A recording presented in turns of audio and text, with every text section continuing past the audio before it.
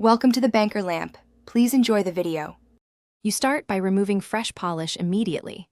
Blot the surface with a paper towel so you lift liquid instead of spreading it. Once done, slide cardboard inside the leg to protect the other layer and surrounding fabric.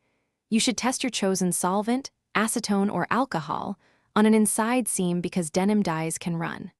If the test passes, apply solvent sparingly with a cotton swab, dabbing outward from the stain edge to avoid enlarging the spot.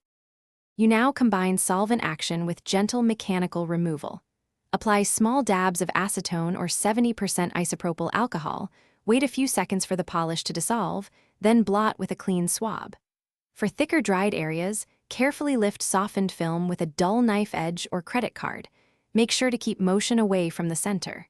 Repeat cycles of solvent, wait, and blot, changing cotton frequently so you remove pigment rather than spreading it back into the fabric.